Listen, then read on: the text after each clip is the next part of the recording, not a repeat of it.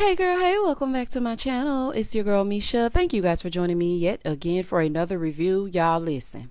Real Housewives of Dubai gave me my entire cinematic life. Child, it was good to me. Let me tell you something. That was a premiere, honey. I don't know if y'all liked it, but y'all, I sure did. If you are new here, then welcome. I give lighthearted reviews with a little bit of laughter and a little bit of shade and a whole lot of detail. If you're back for a second or third time, then welcome back. Y'all, please don't hesitate to like, comment, and subscribe to the channel if you get anything out of the content.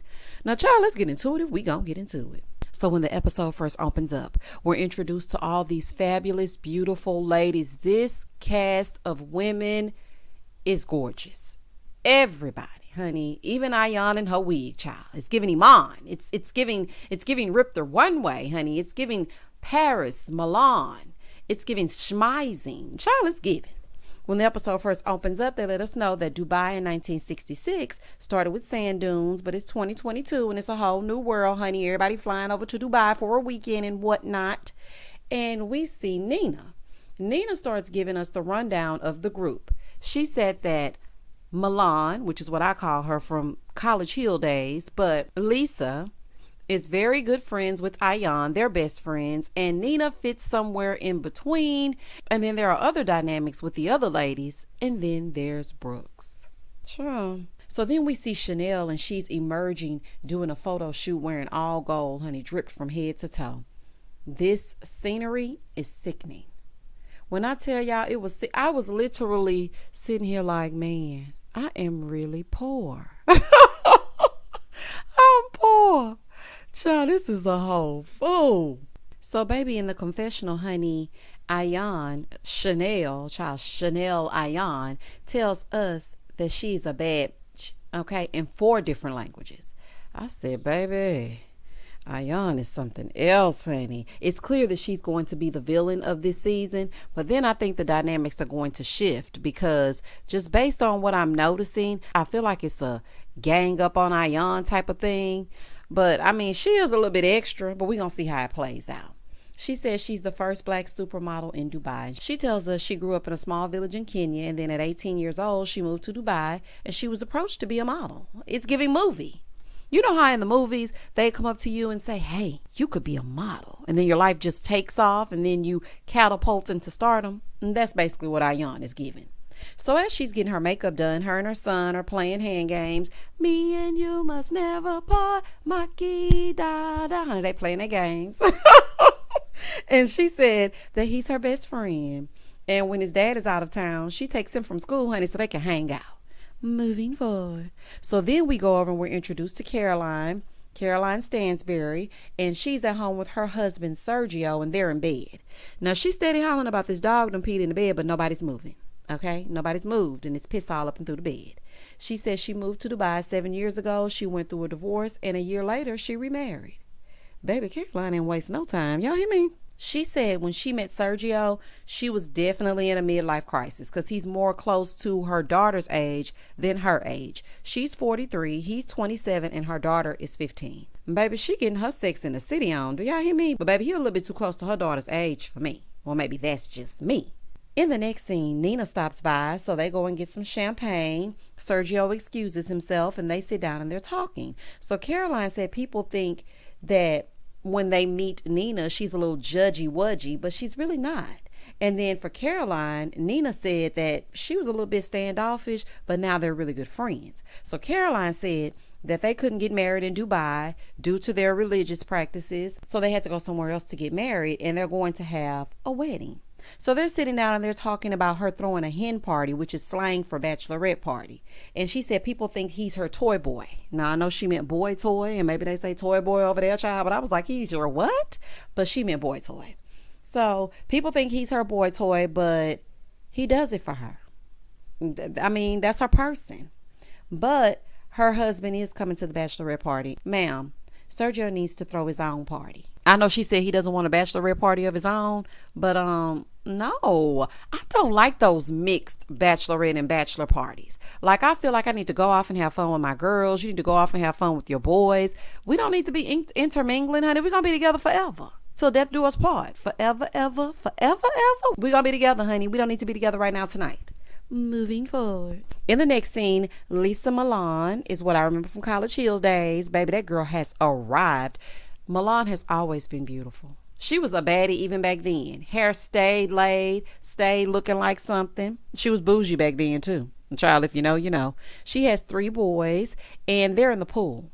Okay. And so Milan feels like it's hot. She said in Dubai, it's 120 degrees. And I can imagine, honey, the desert. She has ice delivered for them to put into her pool like she is in a giant cup of ice water.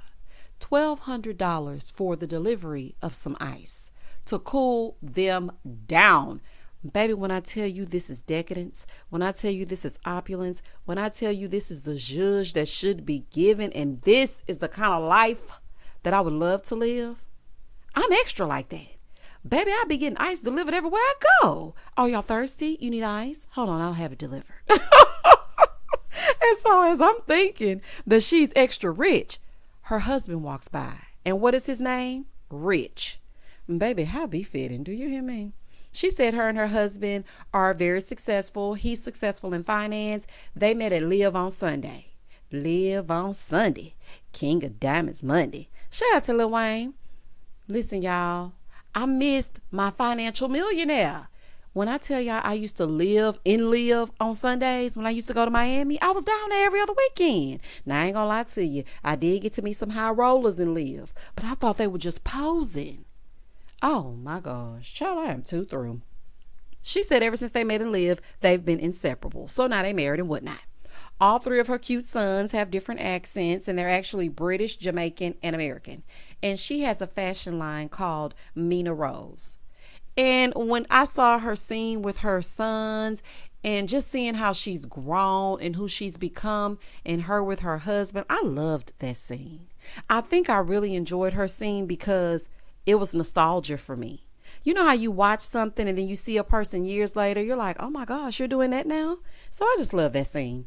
Moving forward. In the next scene, we see Caroline Brooks. Let me tell y'all something. Any housewife with the name Caroline is going to be infamous. Shout out to New Jersey. So we see Brooks, originally from Massachusetts. She's been living in Dubai for 13 years. She got a divorce from her husband. Now it's just her and her son. And she said she lives in 2 separate homes. One is in the Emirates, and she had to get approved to stay in that home. And then she has her vacation home. She said when people see her home in Dubai, they say, oh my gosh, you guys, your houses are small. She said, well, baby, let me tell you something. A 2-bedroom apartment in Dubai is $1.3 million. So, yeah, there's that. Oh, child.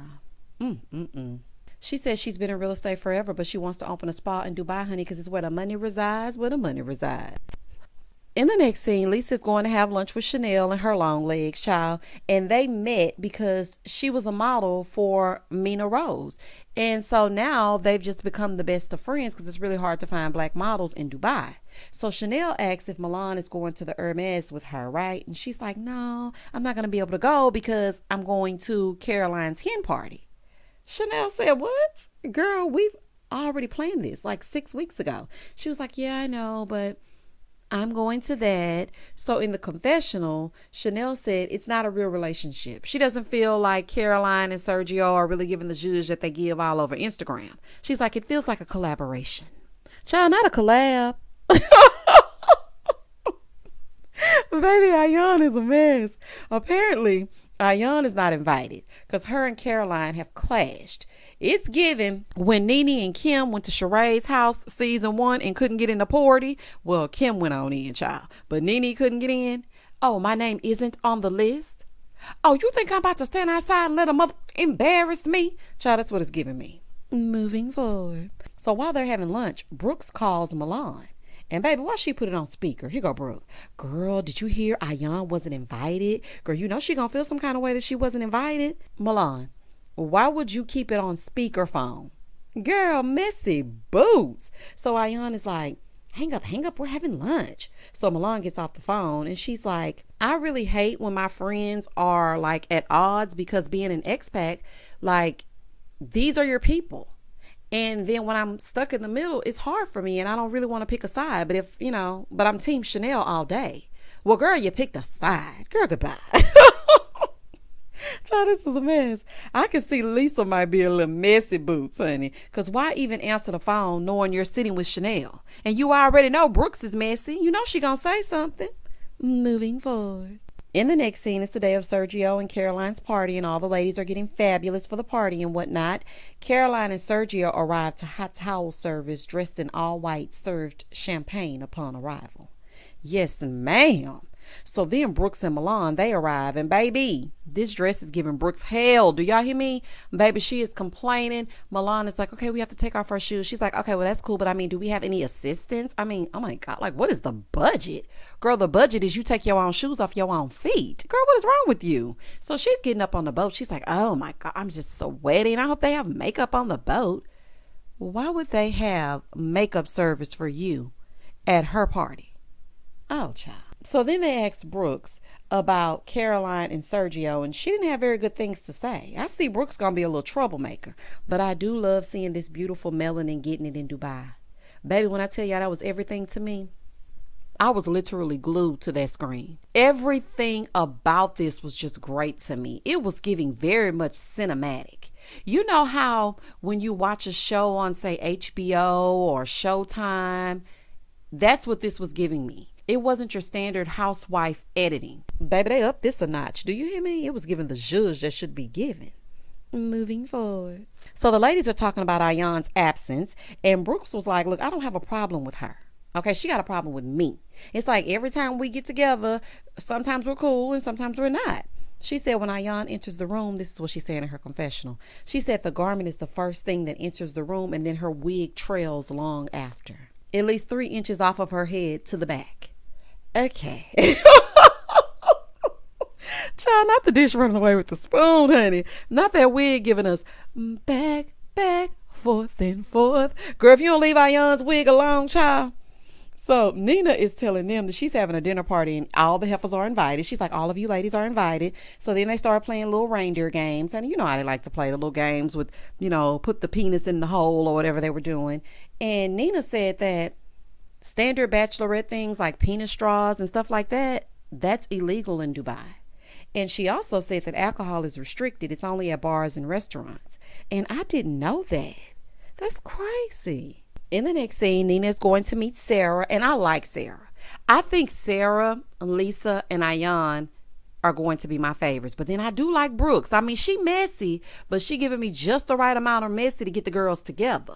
And I think 2 strong personalities like Brooks and Ayan, it's going to always be explosive.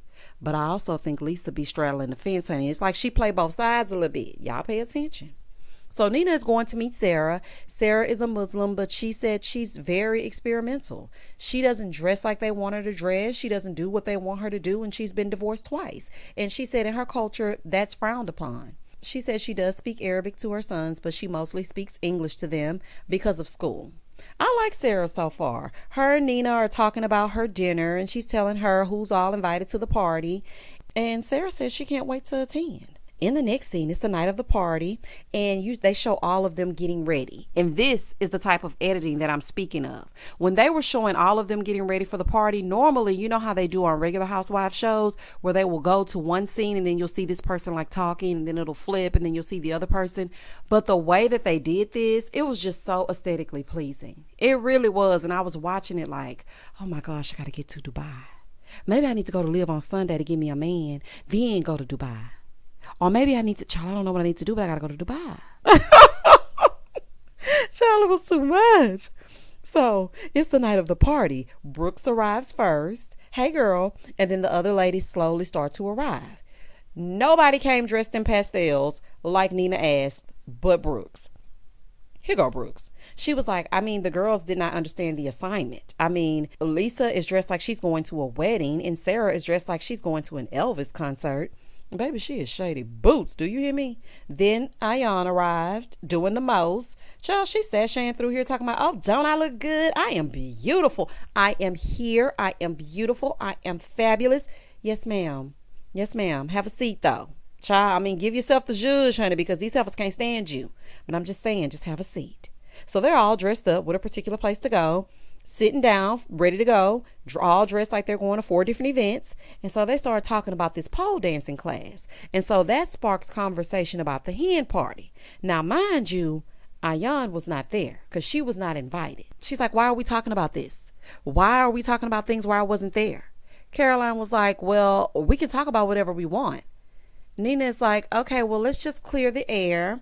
Caroline said, no, I can't bear her. Like, I can't even stand her. Ayan said, what? How you gonna say you can't stand me when you don't even know me? She said, I don't want to get to know you. Caroline, it's giving jealousy. Okay, it's giving you can't take a strong woman. That's what it's giving me, because why don't you like her? You don't even know her.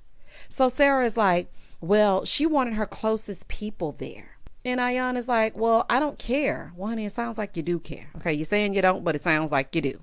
She said, if I wasn't there, then I don't give a fuck about it. Oh, child.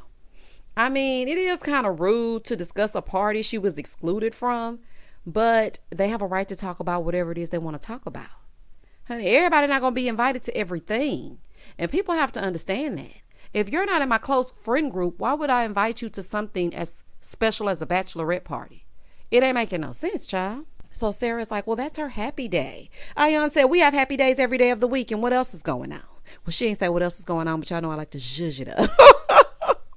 Child, this is a mess. So Brooke is continuing on, honey, to get under Ayan's skin. She's continuing to talk about the party. I'm like, Brooks, stop talking about this party. So then Ayan goes, I want to make a toast. I want to make a toast to Nina. And so everybody's preparing themselves for the toast, right? So then she gonna say, Brooks, you called me at 7 o'clock in the morning to tell me.